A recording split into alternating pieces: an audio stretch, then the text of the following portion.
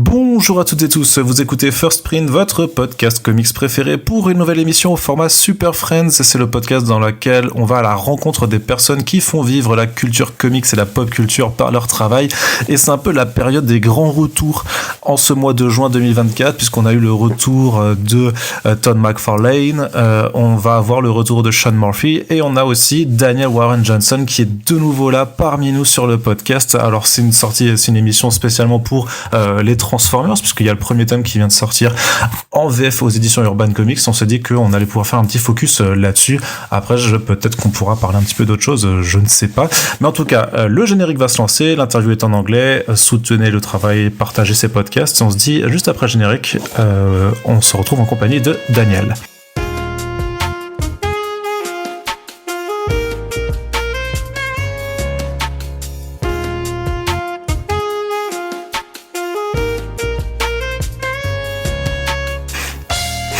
So that was my short introduction in French. How are you, Daniel? It's so good to have you back on our podcast. It's great to be here. Thanks for having me. You always ask great questions, so I continue to return. Okay, so now you put some pressure on me because I have to ask great questions. So I don't know if I'm going to do that.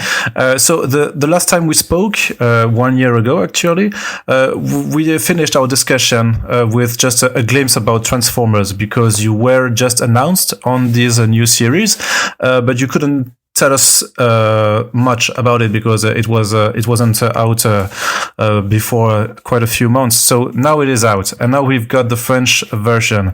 Can we go back a little bit to how you got into Transformers, not as a writer, but maybe as a kid? What was your first contact with the Transformers? Was it the toys or the TV series? What was it? It was definitely the TV show, the original animated series. I was born in '87, so I missed it coming out in the States in like '84. But they would play it on reruns after school when I was in first and second grade, and that's where my love for it grew.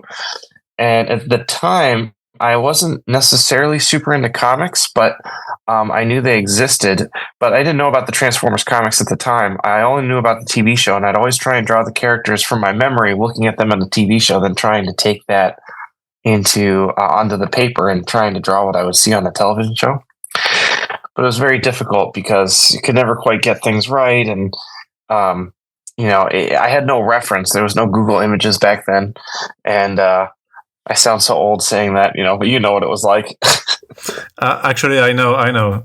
When I was born, there wasn't internet too, so yeah. Yeah, same. So like images had a little more power and specialness to them, because you couldn't just like look up like what Wolverine looked like and draw Wolverine. You had to have a printed thing, like a comic or whatever, a magazine. So eventually I started finding comics, but my parents were very protective of me when I was growing up. I was a little sheltered. Wasn't allowed to read any of those 90s comics or anything like that. And it was always very much a protected kind of, force field around me. So my parents only wanted me to read old comics from the Silver Age of Spider-Man or Superman or whatever. Affordable comics that were old, that were in the bins at the comic book stores, not the new 90s stuff with the big boobs and the swords and the violence and stuff. So they'd rather let you read like a Comics Code approved comic books. Well, at that point, still everything had the Comics Code approved thing on it still, like in the early 2000s, and yep. So that didn't matter. It's just like a vibe. My dad would look at a comic and he's like, these people are too angry. We can't buy this. But one thing that fell under the acceptable category was the Transformers comics that Marvel made in the 80s. And I got hooked on those because nobody wanted them. And so through the Marvel comics, there was another additional kind of element of my love for Transformers kind of came to life with the comic books. And I bought every single thing I could Marvel comics wise. And I fell in love with them. And it was like a combo of the TV show and the comics together that really kind of formed my love for Transformers. And of course, I had some of the toys, not a lot.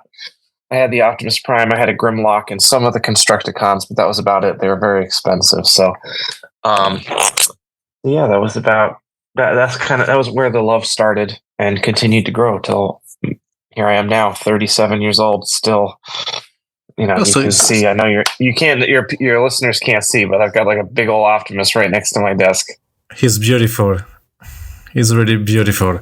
But you said that that's how the love started to grow, and it's still growing 30 years later. But what would you say about this love? How can you explain? What do you love about Transformers? Is it just because you love giant freaking robots transforming into cars, or has it something more to you? Well, I think ultimately, when I was a kid, it was definitely the look and the vibe. The whole kind of package really appealed to me, probably because I was a boy, you know, whatever. Just, I really loved, like you said, big robots shooting guns, transforming into trucks.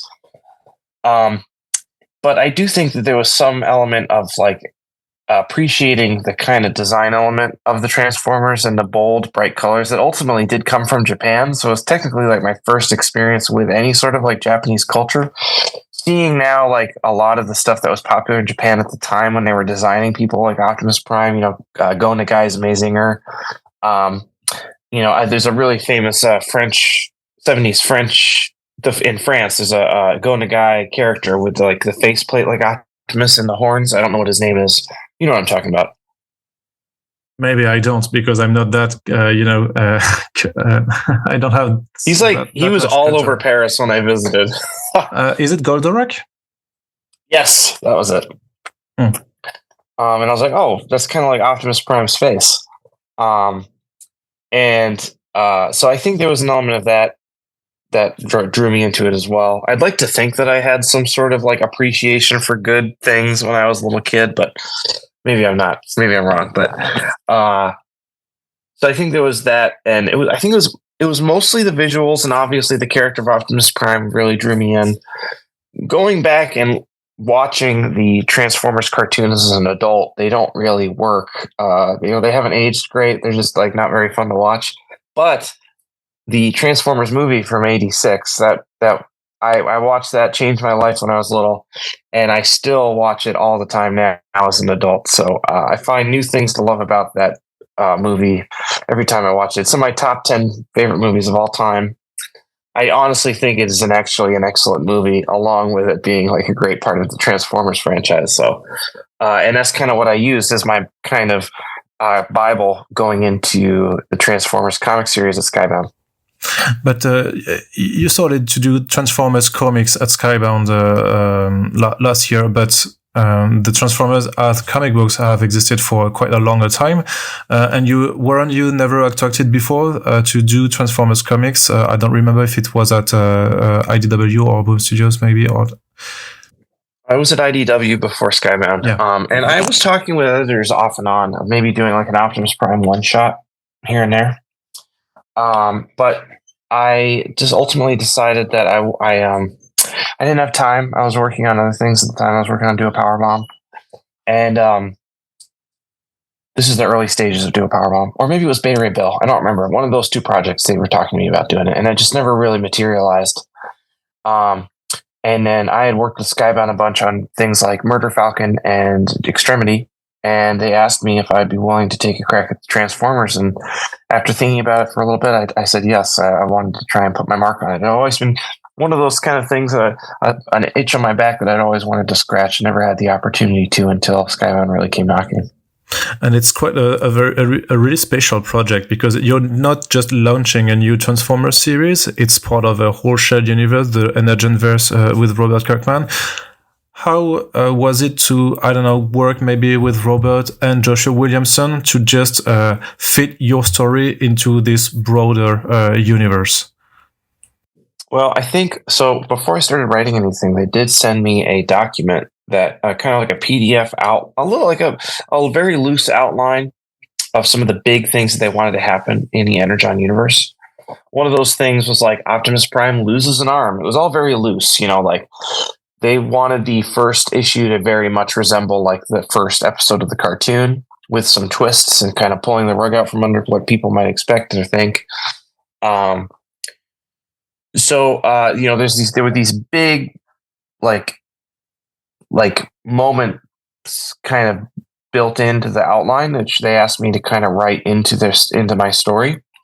But how the characters got there, the emotional beats, all of the kind of like character moments, and all the texture and kind of like salt and pepper, I'd like to call it, I was allowed to do to give those moments meaning and power. And I was also able to choose the cast that I wanted as well. So they kind of had these big road signs that they kind of wanted me to drive by, but how I got there was all up to me. So, and other than that, I haven't had a ton of interaction with Robert or Josh, because we're still kind of all in our own little playgrounds, and we haven't necessarily met up yet. Yeah, because the crossover isn't coming yet, I guess, but it's still coming at some point. But I get that when you said that there were road signs, I guess that like the fight with Duke in issue 2 was one of those road signs that you had to put it there for Josh to launch his own series. Exactly. That was the first thing that we kind of worked on, and they wanted Duke to show up in the Energon-verse or in Transformers in issue 2 as a pilot, but they let me decide how I was going to do it. So that was really cool. All right. How did you choose your main cast with the Transformers? Because there are a lot of robots. I'm not an expert, so I don't know all of them. Not at all, actually. So how did you pick? Were there your favorites from the kids' memories you had when you were watching the cartoons, or did you know also maybe, I don't know, did you do a fan poll? So you let them choose what were their favorites? No fan poll. I just picked my favorites, and so that's really egoistical. Yeah. Oh yeah. I was just like, I'm going to do what I want. And that honestly has been great, because, I had to draw them for 6 issues, and it made it fun. And I found out very quickly just how hard it was to draw the Seekers, like Starscream and Skywarp and stuff. And it was a new kind of challenge for me to try and figure out. But yeah, all up to me, and just straight up just what I wanted to draw. And then I fit the story in later.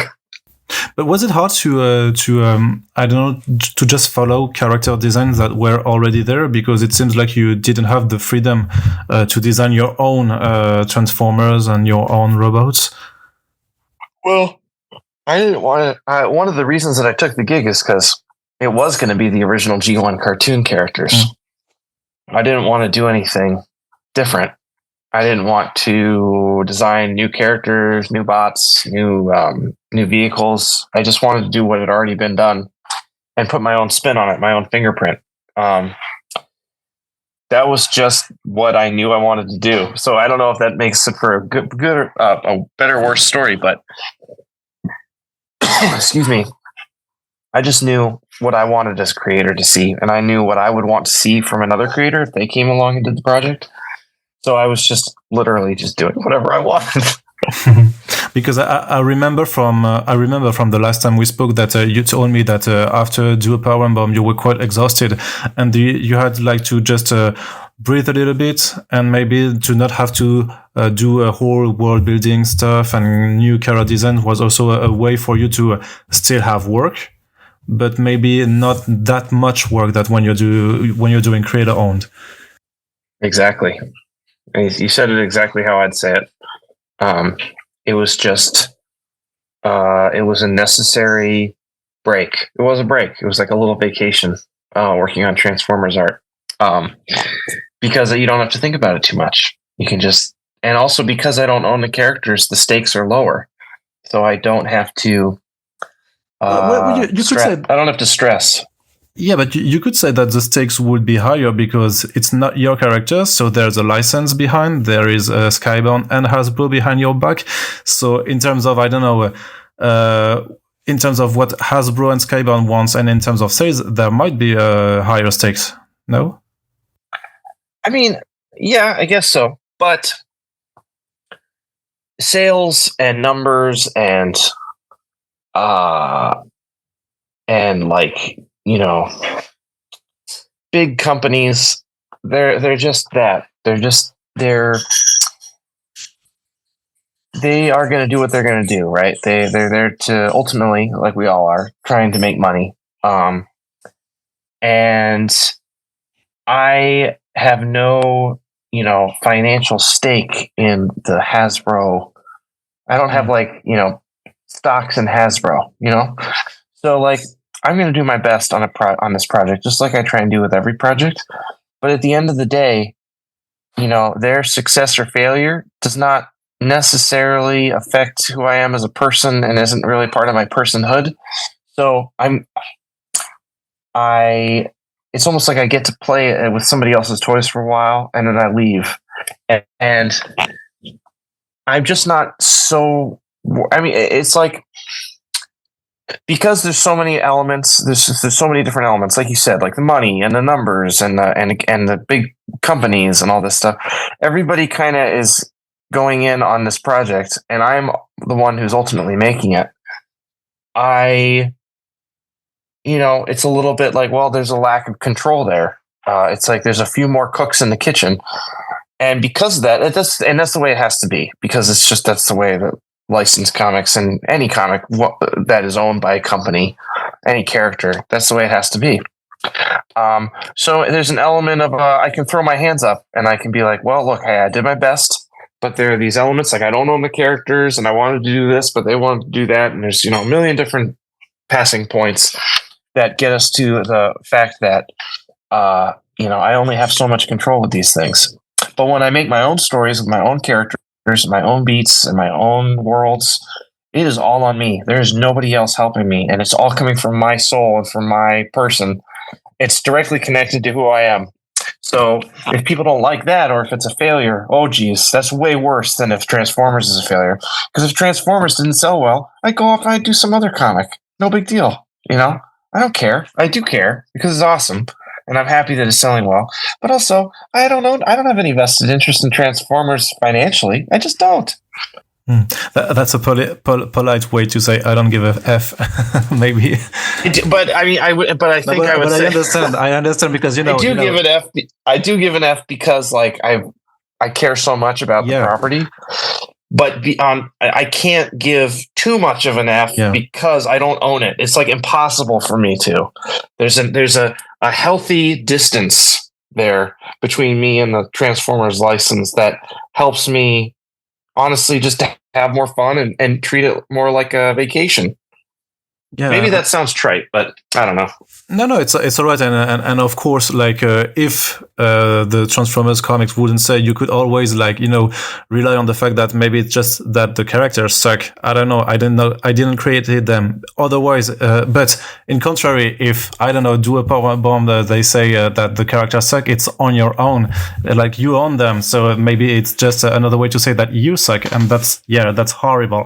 It's a lot closer to That's a good way to put it. A succinct way to put it. People say, do a power bomb sucks. They're kind of saying I suck. Yeah. People say Transformers sucks. They're saying that I suck, but they're also saying all these other people suck too. So that's better. I only share a fraction of the blame. Yeah, exactly. I guess that's you were willing to put also human characters in the story and not just do only Transformers only comic books. What does it help to convey to have human characters in those kind of story? Is it just you? Because we're also witnessing the birth of the world where human didn't know that the Transformers existed. Well, I knew I wanted humans to be involved in the world from the very beginning. I just needed them to exist. I really like humans in stories. They kind of ground a lot of the science fiction-y, crazy robots transforming and shooting each other elements. It just makes it's just like the glue that kind of holds everything together emotionally. And I ultimately like using genre fiction, like sci-fi or Transformers or whatever, as a way to kind of talk about things that humans are going through anyway. So I like just having them there. So honestly, they were always going to be there. And they were always going to be. They were never not going to be in the story if I was making it. So I can't imagine a story or starting a story without humans and Transformers. yeah, just everything works better when they're there. In your previous comic books, like Wonder Woman, Dead Earth, Murder Falcon, or even we could say to do a problem like I felt like there were like some kind of big monsters, and some kind of really organic characters. And now what you're doing with robots who are mechanics. And I wanted to know if you had any issues, just to draw the fight scenes between robots that are less organic, even though you manage at some point to like when you are ripping arms off and stuff like that, we still see that you're going back to like your more visceral roots. But was it hard to do a fight scene with robots, that just don't move like very fluidly? Yes, it was so hard. One of the reasons it was hard is because I had trouble letting go. And what I mean by that is, like you said, when I draw comics, it's usually very fluid and very organic, very flowy, especially with my character work, very brushy. But if the characters were to get in, say, a van, I'm really taking my time with the van. I pull the ruler out. I'm very like slow with my lines. I use specific tools. I don't usually like ink a van like with a brush, say, right?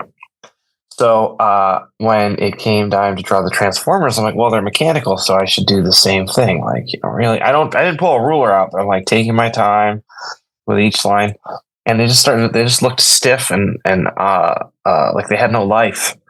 And it wasn't until that I started using a brush and was starting to lay those lines down, like boom, boom, boom, boom, that they really started taking shape and coming to life on their own.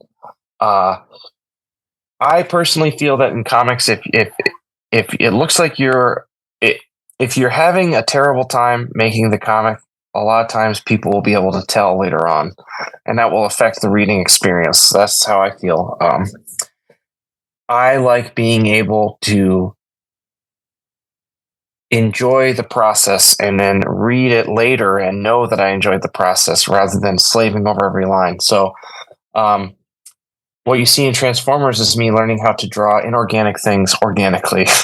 And those fight scenes were tough. There was a lot of like blocky shapes all kind of fighting each other. And there were so many times where I'd have to email Mike Spicer, my colorist, and say, oh, that's actually like Optimus's arm, not Skywarp's arm, or, when they're like fighting or whatever, because it's confusing. But something that helped with that is just a devil may care approach to the lines. And like, if I mess it up, then I can white it out and do it over again. But it has to have that energy. It has to have that quickness. It has to have that life. Otherwise, it's just no fun to look at, in my opinion. Was it always the plan from the beginning to stop drawing after issue 6? That was always the plan, yes. And so how did you search for the artist that would replace you? Because it's quite a good fit. Like, and I've read Jorge Corona's other comics, and it really seems like for this gig, it tried to adapt to your style and to so there's not much difference because you're both good, but also because it's trying to adapt to your style. I think that Skybound did a great job with bringing Jorge to the table. I never thought. I love Jorge's art, but I did not really necessarily say oh, Jorge would be a good fit here. But Skybound saw it, so they reached out to him, and he is killing it. I mean, it looks so good. It's like you said, it's such a good fit. He's doing such a great job. And issue 9 comes out in the States quite soon, and I cannot wait for people to see it because the S hits the fan. It's really, really great. And I don't know how much he's trying to fit my style. I think if I had to guess, I'd say he's just doing his thing, and it's just looking great. So, but was it hard for you, from in terms of writing? Because for the first 6 issues, you were since you were drawing all of them. I don't know how looked your scripts, and if you had to change the way of writing because you were switching with another artist. I maybe had to add a little more detail to the script, like what's going on portion, but not that much has changed. It's more of just me making sure that everything is very clear, whereas I wouldn't be necessarily as clear in my scripts because I already know what I'm going to draw.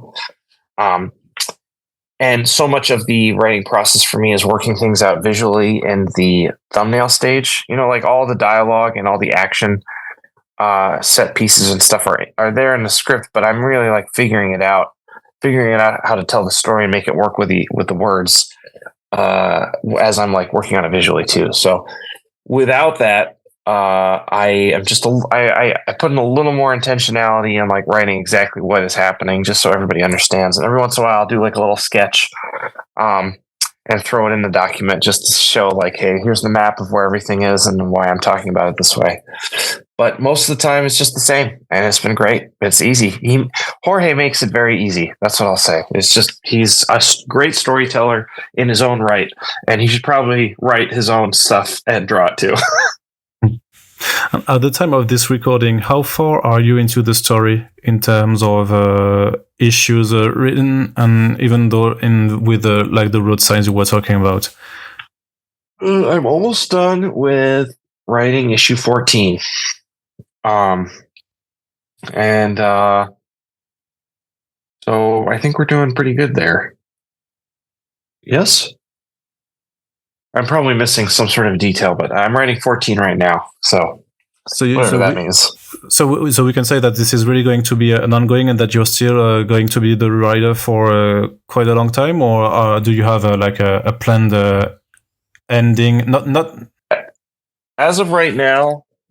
I think I'm writing to like issue 25 or something like that, somewhere around there. Okay, so this is quite going to be a long run. I believe so. The longest that I've ever been on a comic. And do you have any plans on doing creator own stuff in parallels now that your hands are free from the drawing table, at least not the writing, but the drawing table? I have a book that I'm writing for another artist that's coming out at Image in September. And then I'm working on another book that I'm writing and drawing. That's a sci-fi book that won't come out till probably later next year, because it's the work. It's just like I have it. There's quite a few issues that I have planned for it, so it's going to take a while. Yeah, it's Space Mullet too, so yeah, I'm sure it's going to be harder to do that. No, it's not Space Mullet too.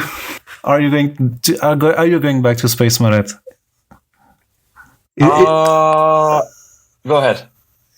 It's not a trick question, because you got the license, you got the rights back. It's going to be reprinted. At Image Comics. So we're all waiting for the sequel or just that you could finish the story. I would say that as of right now, there are no plans to finish it. I would like to finish it someday, but it's so far away. It's so far in the past. It's hard for me to turn back to and think about how I would end it. I feel like with the way that the trade paperback ends, the one that Dark Horse put out, I feel like it has a good end cap. I feel like that's a nice contained story, but I would love to see it finished. It's just a matter of time and money. Also convincing the market to care about something that I made such a long time ago. It's a tall order. I might think about doing it as an ongoing if I could get another artist to draw it. But then I'd have to find a way to, the numbers are tough because, with volume 1 coming out at Image, it's like I'd have to basically have an artist finish volume 2, but then I'd have to pay them to do it, and it'd be a lot. So, yeah, I don't know. It's all right. No, you didn't have to just say yes. That it's just a wish for myself, because you are not alone. There are many people who come up to my booth and table and podcast and like, when is Space Mullet going to get finished? So you don't worry, dude. You're not alone, bro. Okay, so we're just going to launch the Space Mullet task force, and we'll never let you in peace before getting the sequel. Well, this is great. I'm not bothering you any longer, Daniel, because we only have that much time to discuss. But it's really great for you to take the time to have a discussion with us, and I hope I will see you in France if you're coming back at some point, or you might be at the New York Comic Con another day, and I'll come back also to chat with you. And can't wait for the new creator-owned stuff that are coming. Now, I think this will be the next time we'll be discussing about them, if you will. That would be awesome. I'd love to do that. Thank you very much. You're very welcome.